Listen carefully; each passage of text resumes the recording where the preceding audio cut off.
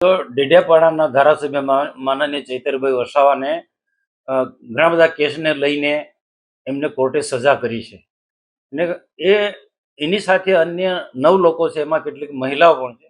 મને પણ દુઃખ થાય છે. એક નાની બાળકી 15-16 વર્ષ 16 દિવસની 15-16 દિવસની બાળકીની સાથે પેલા મહિલાને જેલમાં જવું પડે એ અમને પણ દુઃખ લાગે છે. પણ આ આખી ટોટલી ન્યાય પ્રક્રિયા છે, એ ન્યાયને લગતો વિષય છે. પણ મારે એમ કેવું છે આમ આદમી પાર્ટીના નેતાઓને, ખાસ કરીને ગોપાલ ઇટાલિયાને, કે તમે વિદ્વાન વ્યક્તિ છો, ધારાસભ્ય છો, વકીલ તરીકે પણ તમે ડિગ્રી મેળવી છે અને પોલીસ ખાતામાં તમે નોકરી કરી છે. અને આમની સમગ્ર ટીમને મારે એ કહેવાનું કે ચૈતરભાઈ વસાવાનો ઘણા સમયથી આખો આખો મામલો કોર્ટમાં પેન્ડિંગ હતો અને એ જામીન પર છૂટ્યા હતા અને કોર્ટમાં ચાલુ કેસ હતો. તો એ વખતે કોઈ કાળજી ના રાખી, કોઈ કાળજી ના રાખી કે ભાઈ ચૈતરભાઈને બચાવવા માટે કોર્ટમાં સારા વકીલ આપણે રોકીએ, એમનો જે વકીલ છે એને મદદમાં કોઈ બીજો વકીલ રોકવાનો હતો, એ કોઈ ચિંતા જ નહીં કરી. જજમેન્ટ આવ્યા પછી આ બધા નેતાઓ તૂટી પડ્યા છે ચૈતરભાઈના સમર્થનમાં. પણ ચૈતરભાઈ બી ખૂબ સારી રીતે જાણે છે. ચૈતરભાઈ છેલ્લા ઘણા સમયથી એ બિલકુલ પાટા પર આવી ગયા હતા.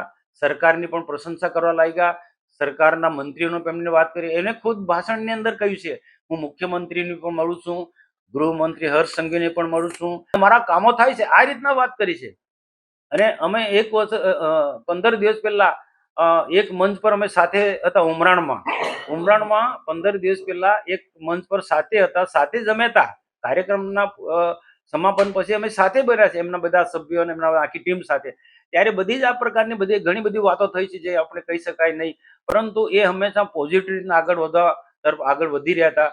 પણ આ જજમેન્ટ આવ્યા પછી, કોર્ટનું જજમેન્ટ આવ્યા પછી આ બધા નેતાઓ રાજકીય પ્રસિદ્ધિ મેળવવા માટે ચૈતરભાઈના નામે આમ આદમી પાર્ટીનો વ્યાપ વધારાના બધા નાટક કર્યા, સ્ટન્ટ કરી રહ્યા છે. બાકી ખરેખર ચૈતરભાઈ માટે એમને લાગણી હતી, ચૈતરભાઈને એને બચાવવો હતો. તો જે તે સમયે જે કોર્ટમાં મામલો ચાલતો હતો એ વખતે કાળજી રાખવાની હતી. અને જ્યારે કોર્ટમાં મામલો ચાલતો હતો તો નાની બાળકી માટે પણ, મહિલાઓ માટે પણ બોલવું હતું. મને દુઃખ છે કે નાની બાળકી સાથે જેલમાં જવું એ બહુ મુશ્કેલ કામ છે, અઘરું કામ છે. તે મારો તો સીધો આક્ષેપ છે કે સમય પર તમે જોજો, ચૈતરભાઈ મુશ્કેલીમાં હોય તે વખતે આમ આદમી પાર્ટીના ક્યારેય આવ્યા નથી. અને એ પછી આવું કોઈ પણ પરિણામ આવ્યા પછી ચૈતરભાઈ મુશ્કેલીમાં મુકાયા પછી આ લોકો ચૈતરભાઈના નામે બધી જાતની બધી ટીકા ટિપ્પણીઓ કરે છે ને ભાજપ પર ને સરકાર પર ને અમારા જેવા પર જાતના બધા આક્ષેપો લગાડે છે. પણ આ એક ચૈતરભાઈના માધ્યમથી આમ આદમી પાર્ટીને એ મજબૂત બનાવવું છે. અને ચૈતરભાઈને તો ખાલી મોહરું છે, પણ ચૈતરભાઈના નામે આ ઘણું બધું રાજકીય ખીચડી આમ આદમી પાર્ટીના લોકો કરી રહ્યા છે. ચૈતરભાઈને ઈરાદાપૂર્વક જેલમાં મોકલો અને એના પછી રાજકીય ખીચડી પકવાનો આમ આદમી પાર્ટીના નેતાઓનો ઈરાદો છે. હવે દિલ્હીના નેતાઓ પણ આવશે, ગુજરાતના નેતાઓ પણ અહીંયા આવશે. તો કેસ ચાલતો તો તે વખતે કેમ નથી કોઈ આવ્યો, મારો પ્રશ્ન છે. હવે બધા તમે આવશો, કેજરીવાલ પણ આવશે, ગોપાલ ઇટાલિયા પણ આવશે, ઈશુદાન ગઢવી બી આવશે, બધા જ મોટા મોટા વિદ્વાનો આવશે. હવે ચૈતરભાઈના માટે કેસ લડવા માટે દિલ્હીથી 2 વિદ્વાન વકીલો અને ગુજરાતના વિદ્વાન 8 વકીલો. તો આ લોકોને મૂર્ખ બનાવે છે આ લોકો. તમારે ચૈતરભાઈને બચાવવો જ હતો તો આ 8 લોકો અને બીજા દિલ્હીના 2 વકીલો, આ વિદ્વાન વકીલો, કેસ ચાલતો તો તે વખતે કેમ નથી આવ્યા ચૈતરભાઈના તરફી દલીલ કરવા માટે? અથવા તો એમનો જે વકીલ હતો એમને ગાઈડ કરવા માટે બી આવવું જોઈએ ને. પણ આ પ્રજાને મૂર્ખ બનાવે છે, ચૈતરભાઈનો ખાલી ઉપયોગ કરે છે. અને ચૈતરભાઈ એક ભોળો માણસ છે, એનો ભોળપણનો આ લોકો લાભ ઉઠાવી જાય છે. આજે ચૈતરભાઈ પર જે કેસો કરે છે એ આમ આદમી પાર્ટીના ઈશુદાન ગઢવી જેવા કે પછી ગોપાલ ઇટાલિયા જેવા લોકો એમની ખીચ કે એમને શક્તિશાળી છે જ નથી. ઈશુદાન ગઢવી કે ગોપાલ ઇટાલિયા એટલા શક્તિશાળી છે જ નથી. તો ચૈતરભાઈ મહિને મોહરું બની કરીને ગુજરાતની અંદર આમ આદમી પાર્ટીને મજબૂત કરવા તરફ આગળ જઈ રહ્યા છે ને ચૈતરભાઈનો ઉપયોગ કરી રહ્યા છે. મારે તો વિનંતી છે કે ચૈતરભાઈ આવા લોકોના ઈશારે નહીં ચાલે, પોતાની તાકાત છે પોતાની રીતના ચાલે.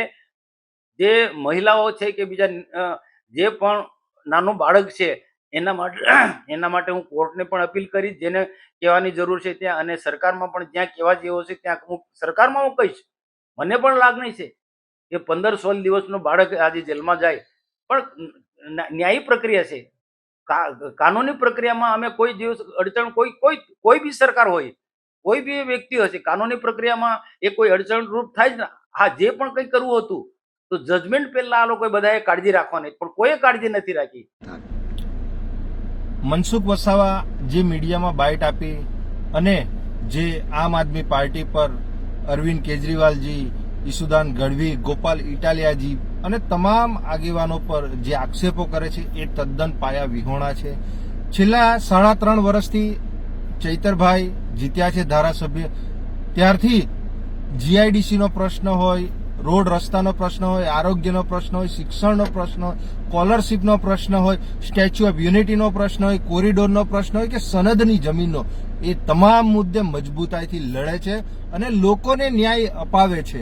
ત્યારે આ સાંસદ મનસુખ વસાવાને અમે કહેવા માંગીએ છીએ, જો તમને આદિવાસી દીકરીઓની એટલી બધી ચિંતા હોય તો આજે તમે બેટી બચાવો, બેટી પઢાવોની મોટી મોટી વાતો કરો છો.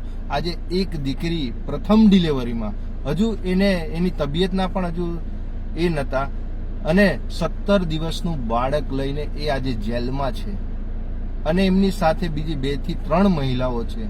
આજે અમે તમને કહેવા માંગીએ છીએ, આ 17 દિવસનું બાળક એ અંગ્રેજો, જે ગોરા અંગ્રેજો હતા ને, એ અંગ્રેજો પણ આવું નતા કરતા. એમની અંદર પણ માનવતા હતી, પણ તમારી અંદર ભારતીય જનતા પાર્ટીનો જે એટલું બધું ઘમંડ છે, એના લીધે તમે એક કાળા અંગ્રેજો થઈને આજે આદિવાસી દીકરીઓ પર આટલો અત્યાચાર કરો છો. માસૂમ બાળકની પણ તમે ચિંતા કરી નથી અને તમે કહો છો અમે સરકારમાં પત્ર લખીશું, અમે સરકારમાં રજૂઆત તો કરીશું. હમણાં હાઈકોર્ટમાં તારીખ પડશે, એ તારીખમાં એ દીકરીના તમે એક સાંસદ તરીકે જામીન રહેજો અને એ દીકરીને એને છોડાવજો. તો આજે દરેક સમાજના લોકો પણ કહેશે કે ખરેખર આ સાંસદ અને આ ભારતીય જનતા પાર્ટી આ દીકરીઓની ચિંતા કરે છે. આજે ચૈતરભાઈ પર 500 સીટોની જવાબદારી હતી. આ 500 સીટોમાં 400 સીટો આમ આદમી પાર્ટી તાલુકા પંચાયત અને જિલ્લા પંચાયતમાં જીતી. એ આ ભારતીય જનતા પાર્ટીમાં ના પેટમાં તેલ રેડાયું છે. એ ગમતું નથી. એના લીધે છેલ્લા 2 થી 3 મહિનાથી દર 4 દિવસે તારીખો અને ચૈતરભાઈ વસાવાએ જો ફાયરિંગ કર્યું હોય તો તેના એફએસએલ પાસે કોઈ પુરાવા તો હોવા જોઈએ. તો આજ દિન સુધી કોઈ પણ પુરાવા નથી. અને જ્યાં 9 જે તમે ગુનેગારોને 7 વર્ષની સજા આપી છે, આ દીકરી એ શું ફાયરિંગ કર્યું હતું, એને ખંડણી ઉઘરાવી હતી, તો તમે આજે 7 વર્ષની તમે સજા એ કરો છો. ભારતીય જનતા પાર્ટીમાં ઢગલો બંધ એવા નેતાઓ પડ્યા છે, એવા આગેવાનો પડ્યા છે, જેમણે કેટલા મર્ડરો કરી નાખ્યા છે, રેપો કરી નાખ્યા છે. એમના એટલા મોટા મોટા ગુનાઓ છે, પણ તેમ છતાં આજે એ લોકોને છારવવામાં આવે છે. એટલે મારે મનસુખભાઈને કહેવું છે કે તમે બેટી બચાવો, બેટી પઢાવોની એટલી બધી ચિંતા કરો છો તો તમે આ દીકરીના તમે જામીન રહેજો. અને એક દીકરીની જો એટલી ચિંતા કરતા હોય અને મીડિયામાં તમે જે ખુલીને બાઇટ આપો છો, અમે સરકારમાં રજૂઆત કરીશું, એ સરકાર નથી સાંભળવાની. તમે ખાલી હાઈકોર્ટમાં તમે ખાલી એક જામીન રહેજો અને એ દીકરીને ન્યાય અપાવજો, તો અમને ખરેખર ખબર પડશે અને પ્રજાને ખબર પડશે કે ખરેખર મનસુખભાઈ વસાવા એ દીકરીઓની ચિંતા કરે છે અને એમને ન્યાય અપાવવાનો પ્રયત્ન કરે છે, નહીં કે ખોટી મીડિયામાં ફાકા ફોજદારી કરી અને પોતાની વાહવાહી મેળવવાનો. આ ચૈતરભાઈ પર જેટલા પણ ગુનાઓ એ થયેલા છે એ તમારા લોકોના કારણે થયેલા છે, કેમ કે ચૈતરભાઈ આટલું સરસ તમામ સમાજના મુદ્દાઓ ઉઠાવે છે, તમામ સમાજનો અવાજ બને છે. એ તમને લોકોને ક્યાંક ને ક્યાંક ખૂંચી રહ્યું છે. તમારે એ માટે તમે એમને આડકતરી રીતે આવા ખોટા કેસોમાં ફસાવી અને એમને દબાવવાનો તમે પ્રયત્ન કરો છો. નિરંજનભાઈ વસાવા, આમ આદમી પાર્ટી.